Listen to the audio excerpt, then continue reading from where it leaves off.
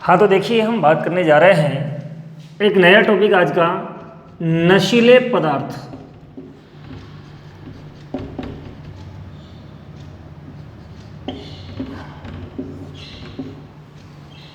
नशीले पदार्थ कौन कौन से होते हैं, इनसे मानव शरीर पर क्या क्या दुष्प्रभाव पड़ता है, कि वास्तव में इनका प्रयोग जो है मानव शरीर के लिए किस प्रकार से हानिकारक होता है, इसके बारे में आज विस्तार से चर्चा करेंगे। जितने भी नशीले पदार्थ होते हैं जो हमारे सिलेबस में दिए हुए हैं, उन सभी के बारे में वन बाई वन एक एक करके हम पढ़ने वाले हैं। सबसे पहले हम बात करते हैं गुटखा।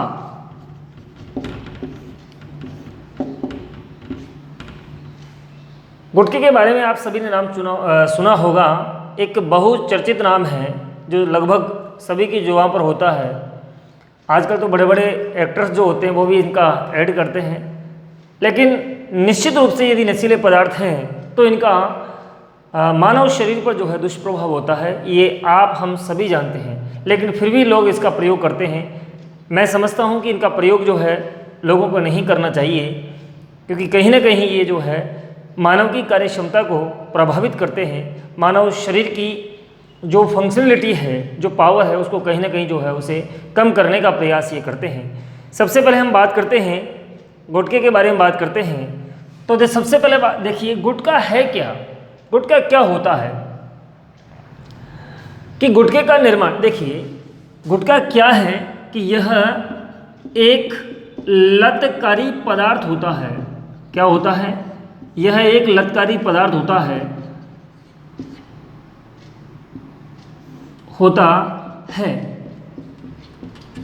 लतकारी का मतलब होता है कि एक बार इसका शौक पड़ने पर व्यक्ति जो है इसे चाह कर भी छोड़ नहीं सकता, लत लग जाती है, हैबिट हो जाती है, मतलब आदत में आ जाता है।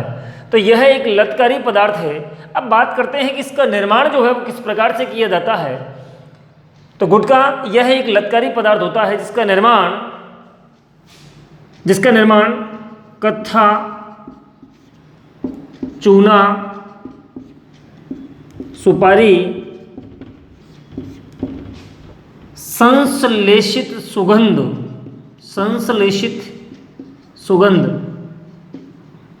यानी खुशबू जिसे आप कहते हैं, सुगंध,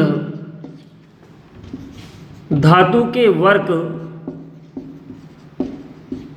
व तंबाकू से इनका निर्माण किया जाता है। तो गुटखा क्या है कि यह एक लतकारी पदार्थ होता है जिसका निर्माण सुपारी, कत्था, चूना, संश्लेषित सुगंध, धातु के वर्क व तंबाकू के द्वारा इसका निर्माण किया जाता है। किसका? गुटखे का। अब देखिए गुटखे के निरंतर सेवन से जो रोग होता है उसे कहते हैं सबम्यूकस फाइब्रोसिस।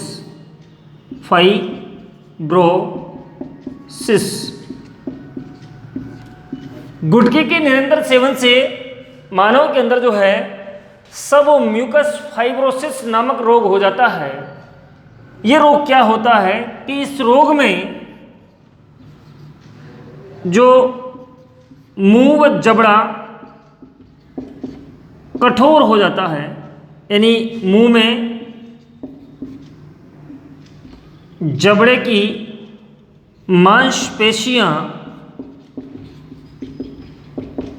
कठोर हो जाती हैं, जिसके कारण जबड़ा ठीक से नहीं खुलता है। इसे ही सबम्यूकस फाइब्रोसिस रोग कहा जाता है। बहुत ही शानदार वाला प्रश्न यहाँ से निकलता है कि गुटखे के सेवन से कौन सा रोग होता है। हम कहेंगे सबम्यूकस फाइब्रोसिस नामक रोग होता है। लेकिन अब प्रश्न ऐसे नहीं आएगा। मान लीजिए माध्यमिक शिक्षा बोर्ड में इस तरह का प्रश्न जो आता है, एक अलग तरीके से ये प्रश्न आएगा। प्रश्न क्या आएगा कि सबम्यूकस फाइब्रोसिस नामक रोग क्या होता है। सबम्यूकस फाइब्रोसिस रोग क्या होता है, इसके लक्षण लिखिए। तो सबम्यूकस फाइब्रोसिस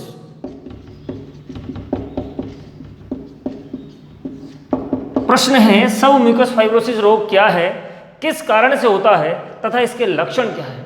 तो हम कहेंगे कि गुटखे के निरंतर सेवन से सबम्यूकस फाइब्रोसिस नामक रोग होता है, जो एक मुंह में होने वाला गंभीर विकार है।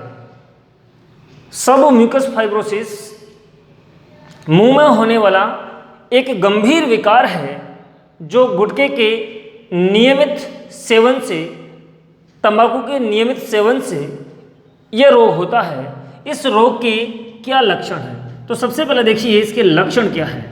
आप समझ में आ गया भाई किसकी वजह से होता है कि गुटखे व तंबाकू के नियमित सेवन से जो है इसका यह रोग होता है। और इस रोग के लक्षण क्या है? इस रोग का जो पहला लक्षण है ये है कि इससे जबड़े की मांसपेशियां जो है वो कठोर हो जाती हैं। क्या हो जाती हैं?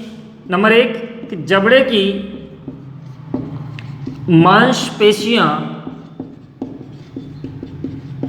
मांसपेशियां कठोर हो जाती हैं, जिसके कारण जबड़ा ठीक से नहीं खुलता है। पहला इसका लक्षण हो गया। दूसरा लक्षण देखिए कि इसका दूसरा लक्षण क्या है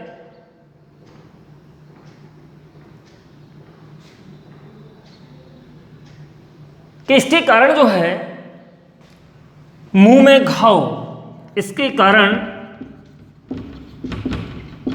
मुंह में घाव व छाले होकर